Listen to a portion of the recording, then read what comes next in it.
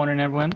Welcome to the last day of Encuentro Limitless, an event promoted by the CDLE, which represents a different way to practice foreign languages. My name is Diego Ramsaran, and I will be hosting this masterclass along with Willmary Barrera. Thank you. Hello, everyone. My name is Willmary. The topic of today's activity is Learning Lexis, a masterclass in which the participants will learn some tips for learning and recording new vocabulary in English. That's right. This masterclass will be developed by José Manuel Aponte. He is the training coordinator of the British Council Caracas, major in modern languages at the UCAB, who has more than 9 years of experience in teaching the English language, and as well as a varied and wide list of certifications in what teaching the English language to both young and adult learners concerned. Now, it is important to let you know the way the session will be divided. The speaker will have around 25 to 30 minutes to develop the topic. Then you will have 15 to 20 minutes to ask questions. You can write them on the chat or you can raise your hand if you prefer to participate orally after the presentation. Please remember to turn off your microphone and video during the presentation. Well, without nothing else to say, please receive José Manuel.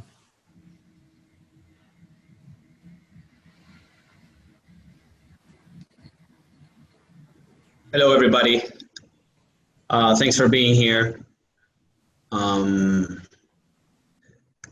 to the session on Learning Lexis.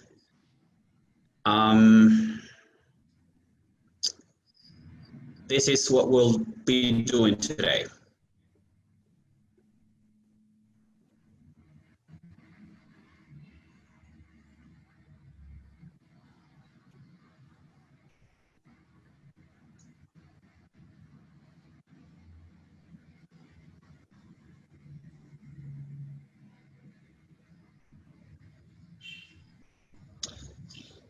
So, first of all, you're going to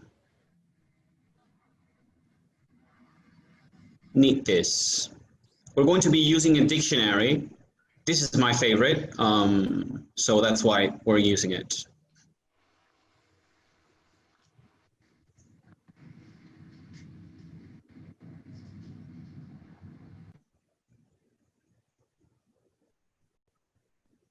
We'll be doing some exercises. You don't have to write the answers in the chat. You can just write them down on your piece of paper, and then I'll show you the answers and you will compare. Oops.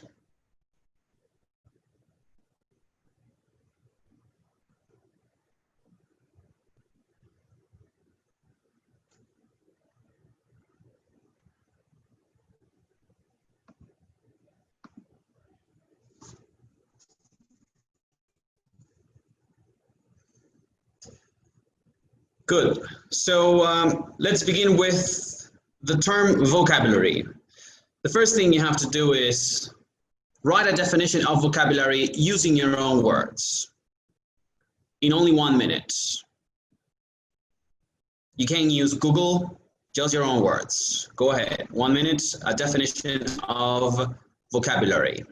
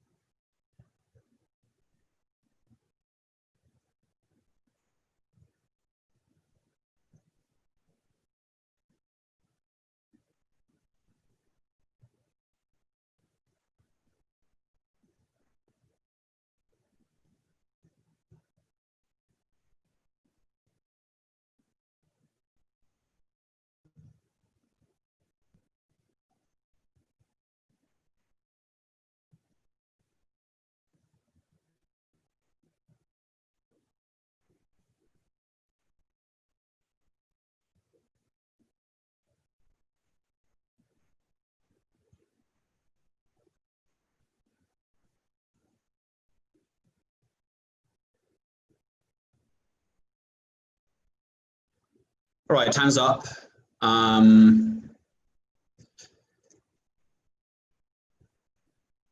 So according to the London Dictionary, vocabulary simply means all the words in a particular language, or all the words that a person uses. And you would say somebody has a wide range of vocabulary. So learning a language is usually equated with learning words. So the more words you know, the better or the more fluently you can speak the language. However, we will question that today, and you will see why.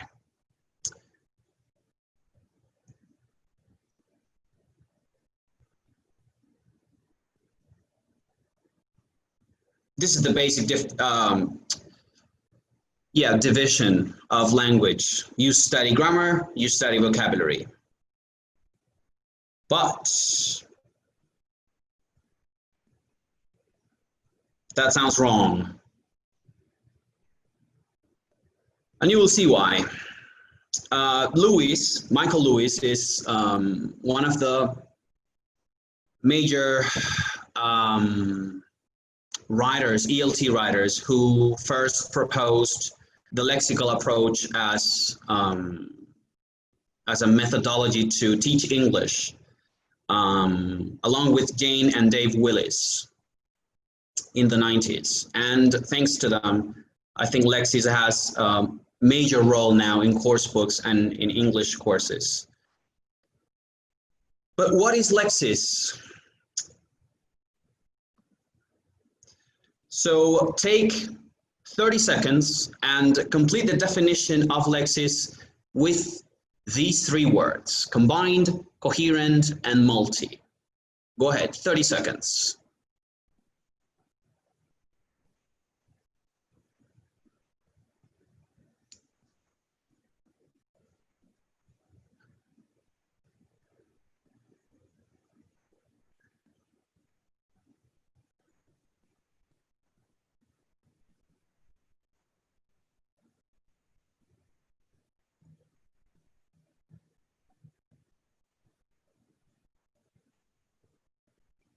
I know I'm giving you less time than what I'm actually saying, but you can check. Lexis consists of single words and multi-word units, which when combined produce coherent text. So according to Lewis, people store prefabricated chunks and not just single words. So when we speak English, we don't speak words, we speak longer units. So now, instead of talking about vocabulary, which is equated with single words, we will speak about Lexis, which includes single words, but gives more emphasis to multi-word units.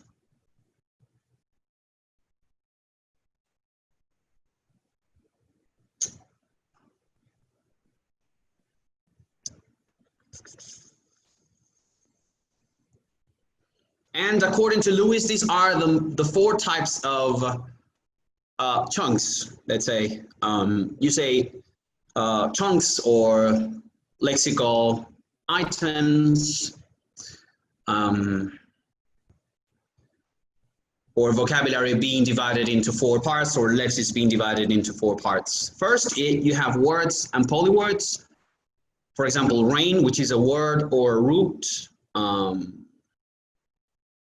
And on the other hand, which is a polyword. You might say that on the other hand has four words, but the meaning is expressed when you use the full expression. In this case, a sentence adverb on the other hand. For example, when you say, by the way, you're also using a polyword, and you might say by means something, the means something, way means something, but the meaning of the expression is contained by adding all the elements. And that you can change the elements of the whole expression. You can say, for example, on the other leg. You see, that wouldn't mean anything in English. So that's the first category, words and polywords. Then we have collocations. one of the most important aspects of vocabulary, in my opinion. So that's pretty much how words combine with each other, how frequently words co-occur. For example, when you have the noun bill, you can say you pay the bill, you foot the bill, and you receive a bill. Or with accident, which is a noun, this would be an adjective noun collocation. You say a serious accident, a tragic accident, fatal accident. So when you see the word accident with an adjective, it will likely be serious, tragic, fatal, and there are other adjectives that can accompany the word accident. Then we have fixed expressions, which are usually spoken English. For example, I'll get back to you as soon as I can, but you can't say I'll arrive back to you as soon as I can. So it's fixed. You can't change any of the elements, or you can't say, for example, I'll get back to you as soon as I will. That won't make sense. Or something as simple as a greeting, good morning, good afternoon, etc. And as I said, usually spoken English. And then you have semi-fixed or semi-fixed expressions. They are also called sentence heads. And the characteristic is that they usually allow for a slot or frame to be filled. For example, you would say, what was really interesting about the movie was, or what was really surprising was, and so on. You can change the adjective there. Or in this phrase book, like phrase book phrase, you would say something like, could you pass the salt on the dinner table? I don't know. So you can change one of the elements. That's why you call them semi-fixed expressions. In terms of meaning, words, polywords, collocations have referential meaning. So they refer to something in reality, and fixed and semi-fixed expressions have a functional meaning. So you do something, when you use these phrases, you do something or you perform an act with your language. So that would be the difference between the two categories on top and expressions. If you have any question, you can start, I don't know, maybe typing them in the chat, and we'll get to that when we finish.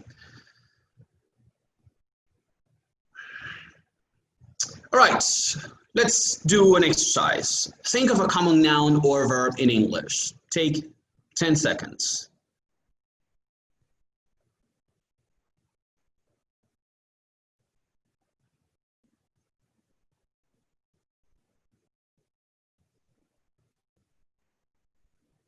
For example, my word is house. I would say it's an A1 word, one of the first words you learn when you're learning a language, or English in this case. Sorry. Now, go to the London Dictionary and type the word you thought of. And find 2 or 3 phrases, collocations, or chunks containing it, not containing with it. Containing the word, I mean. Let's see, I'm gonna give you 30 seconds for that. I hope the internet connection helps you.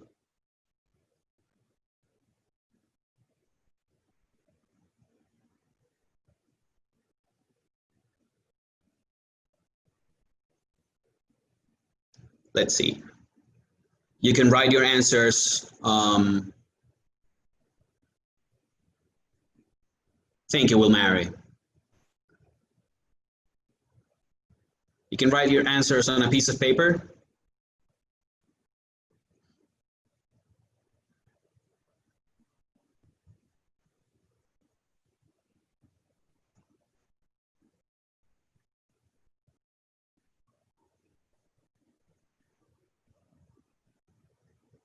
I'm gonna give you like 20 seconds.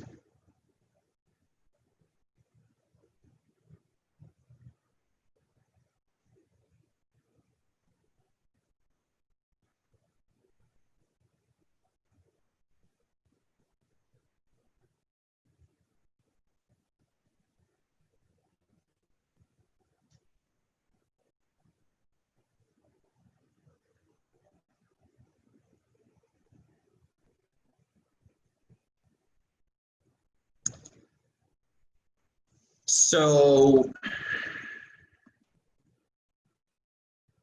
10 more seconds.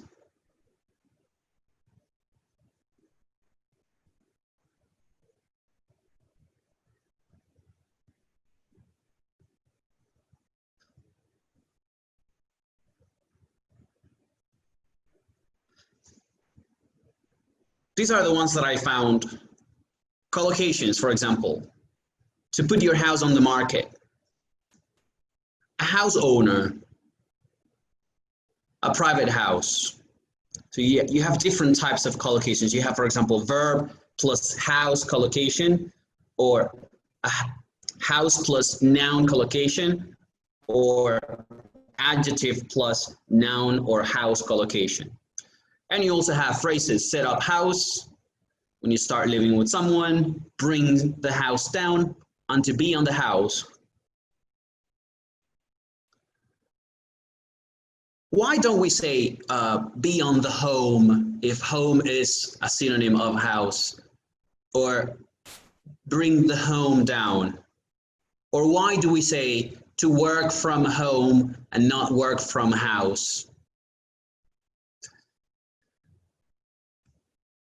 The principle of arbitrariness. So why we say to be on the house and not be on the home is the same as saying, why do we call this mobile phone or cell phone and not sofa? You see, so it's arbitrary. So just as words are arbitrary or have an arbitrary relationship with the referent, in the same way, collocations phrases have a principle of arbitrariness, and that means that you don't have to analyze the difference between house or home.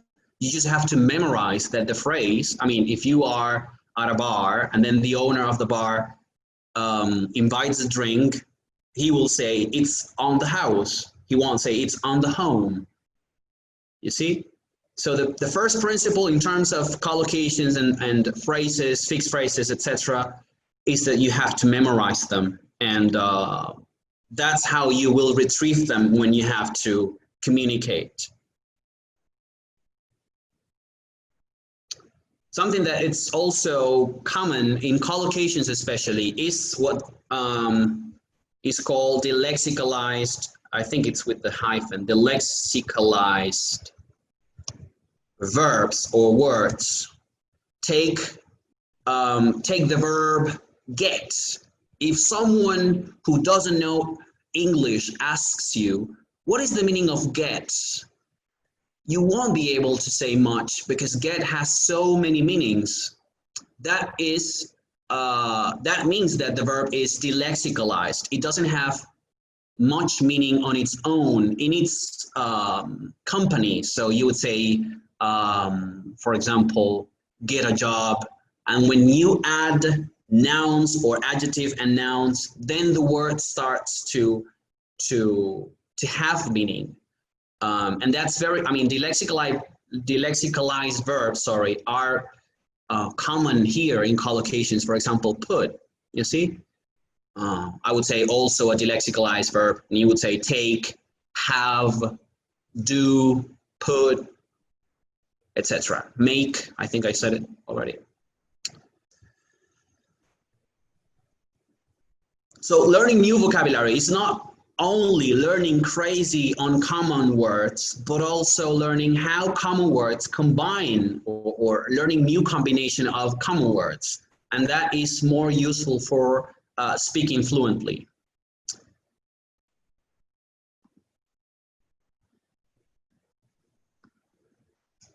A tip. When using monolingual dictionaries, pay attention to the phrases collocations containing the word. Not just the meaning of the word. The meaning will help you to understand the word, but to use it in conversation, I think it would be more useful to look down and see phrases and collocations. If the dictionary doesn't have any of this, then it's a lousy dictionary. There are many dictionaries out there, but I stick with Longman. Cambridge I like, but mine is Longman. They don't pay me for this, but I mean, they're the best because, as you could see, if you had the chance to look up the word, they have the definition and then a whole lot of phrases, collocations that you can, you don't have to analyze or learn the meaning of. It's just there.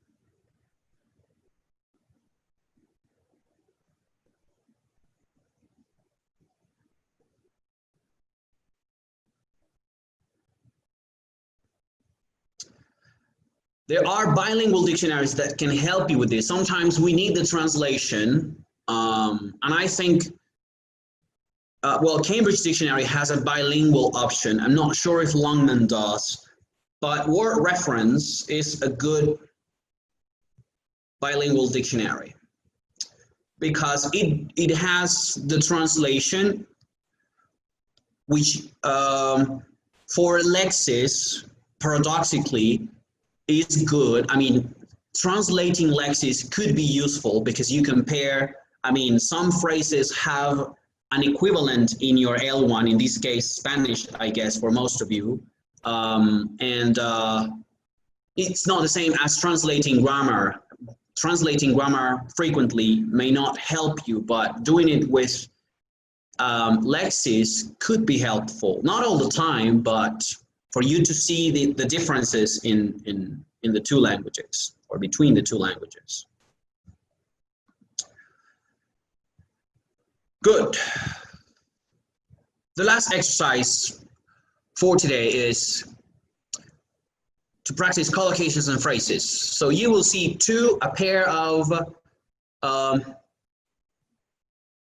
collocations or phrases, and you have to decide which one is correct. For example, do the homework versus make the homework.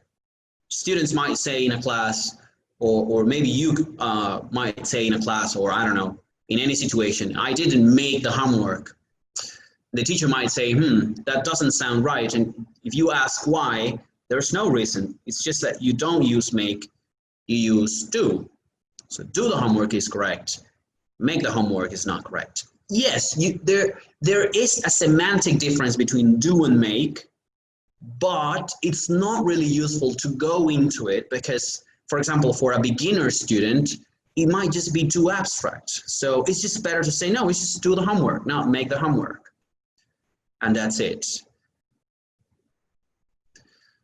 Let's see, I will give you like 5 seconds. You decide, you write it down on your piece of paper, notebook, and then I'll show you the answer. Let's see, which one is correct? We don't seem to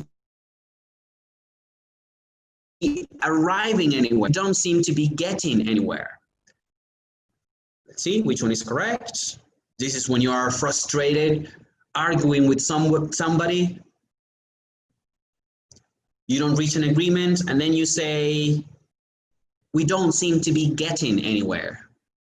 Someone might say, we don't seem to be arriving anywhere, but a native speaker would say, yes, I mean, I understand what you mean, but we don't say that. You see? And it's because it's not a sanctioned phrase. Let's go with another one. What do you say? It's up to you or it's up with you? Let's see. 2 seconds. And you say it's up to you. I think you can say it's up to me too. It's up to me. But you can't say it's down with you. Like to create an opposite meaning. And this is another principle. Sometimes collocations or phrases are not reciprocal with the negative counterpart. So you can't say it's up to you, but you can say it's down to you, for example. Although you can say it's up to me. Next, by and large or by and long. when you're making a generalization, which one is correct? By and large, by and long.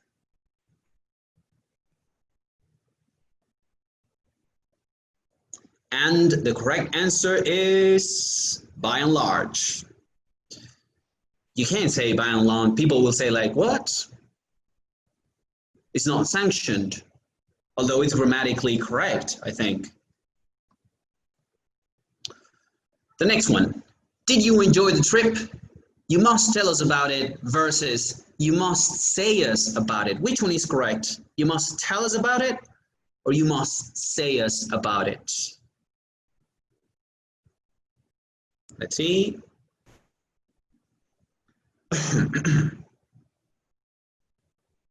You must tell us about it. There might be a grammatical explanation too, maybe using say with a preposition to and so on. Tell takes a direct object, no preposition in between. But it's just, you know, easier to teach the whole phrase and say that it's tell and not say.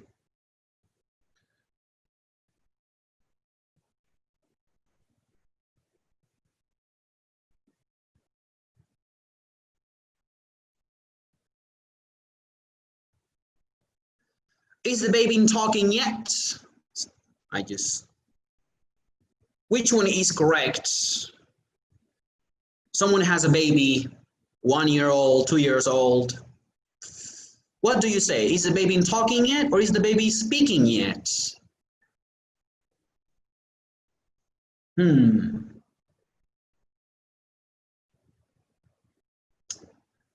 Is the baby talking yet? That would be correct. If you say, is the baby speaking yet? It would be like, I understand, but that's not what we say. I think I got one more. Let me see. No, that's the last one. One of the issues that I have seen in my experience as a teacher is that students, when they get to an upper intermediate level or an advanced level, they still lack this component, mastering how words combine and using that effectively in conversation. So in order to do that, I have a few tips here that I want to share with you. Just give me 1 second.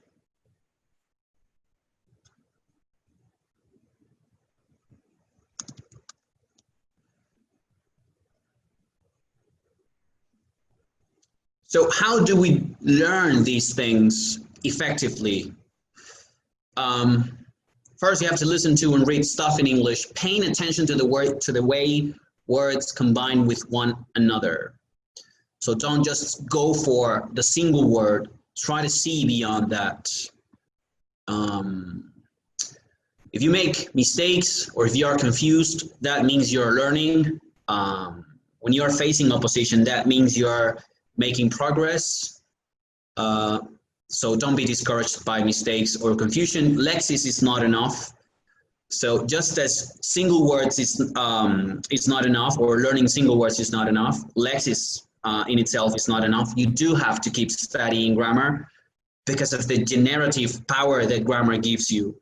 And that mistakes can be fossilized if you only pay attention to Lexis. Learn whole expressions containing useful words. So sometimes it's not just about looking up words such as, I don't know, slay, uncommon words, or subreptitious. You do have to pay attention to those words that are common, as I said before, and see how they combine, because you might be using idiomatic phrases, which is something that we didn't talk about, maybe another session in the future. Which is interesting. Idioms are really interesting. I forgot what I was saying, but well, yeah, learning whole expressions containing useful words, because yes, as I said, it might be useful to speak fluently, not just reading and say, oh, I know what this word means, but also being able to communicate ideas clearly. and knowing the right combination helps. Record new lexical patterns somewhere. Use Google Doc, a notebook, Word, or Excel. In my classes, what I do with my students is that they have a Lexis journal. So they have like several boxes to complete. And for example, I give them a word. The word is attitude, for example. The word attitude is a noun. Maybe they don't know the meaning of the word attitude, or they're confused with aptitude. So they write a definition, then they have two boxes, one for collocations and one for phrases. And they have to look for phrases or collocations containing the word attitude, so that they don't stay only with the single word or the meaning of the single word. And this is it. Now Q&A. So we're going to be taking questions.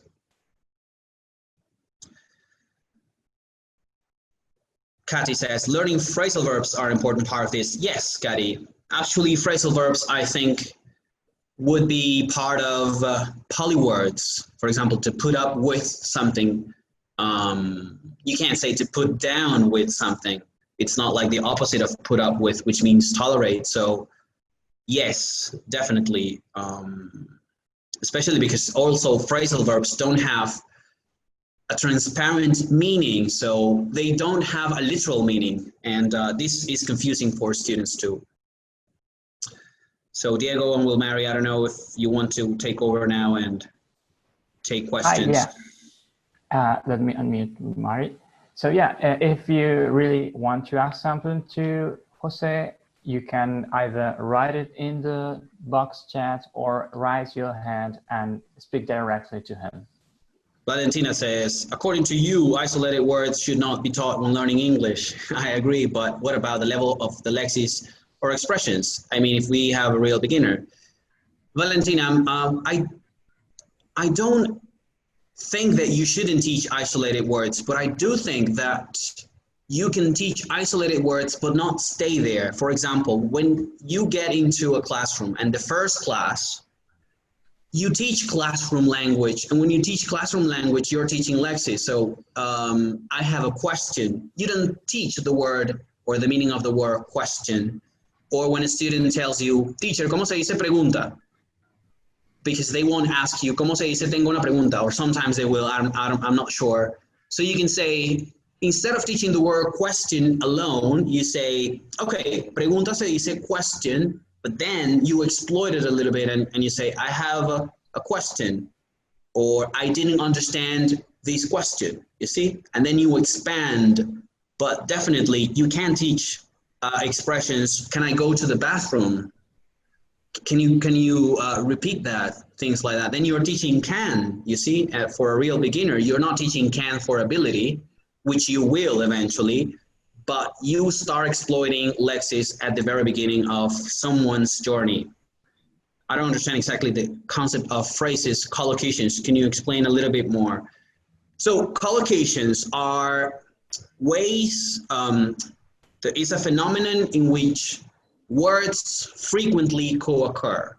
The example that I gave was do the homework. So if you see the word homework, okay, ¿cómo se dice tarea? For example, you say homework, but you won't use the word homework alone when you speak. You might need a verb. I forgot my homework, or I didn't do my homework.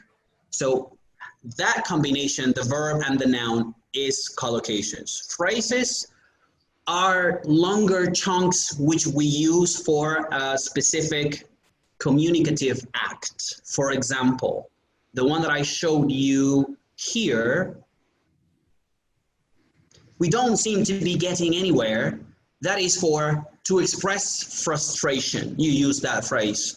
Or something as simple as on the one hand, on the other hand, you see? That is well, a polyword or linking phrase. I couldn't tune the conference. I have a question. How can we minimize accent, says Oriana. Yes, Valentina, did I answer your question? I'm not sure. minimizing accent. Oh, Ingrid, sorry, I thought it was Valentina. No, Ingrid, I don't know if that answered your question, Ingrid. Let me know if you need another example. So, Oriana, minimizing accent is something that depends on the individual.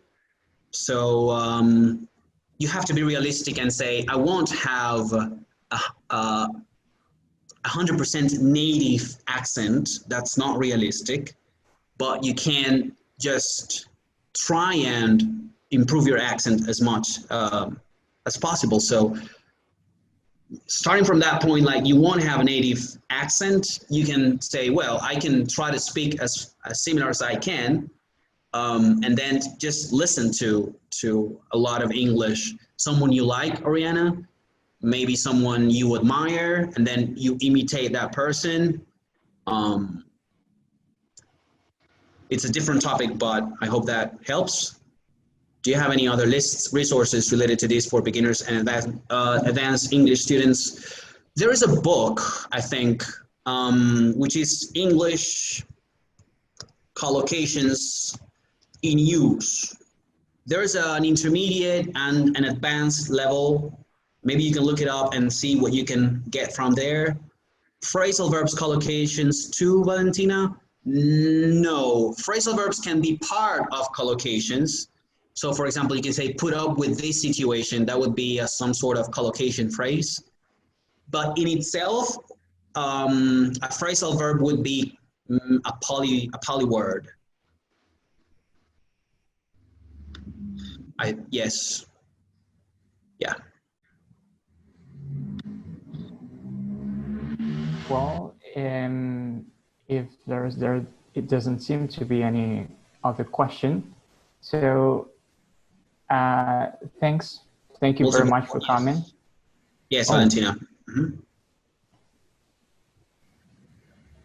Okay, great. If you have any extra question, I can show you my email address again.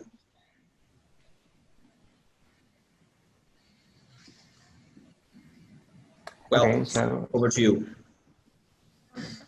There it is. So if there is no other question, there you have the email to contact Jose Manuel. If you have any commentary, this was a very good class for beginners. And well, thanks to the CDLE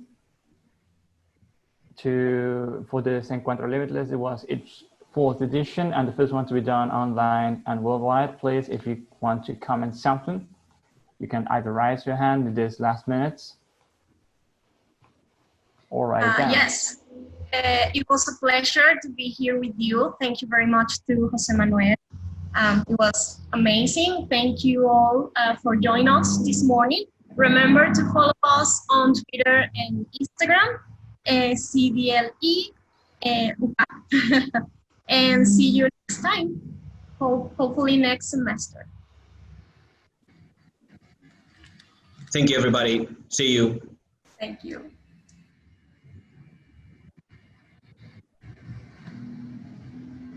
You're welcome. Oh, people are saying goodbye. I shouldn't finish.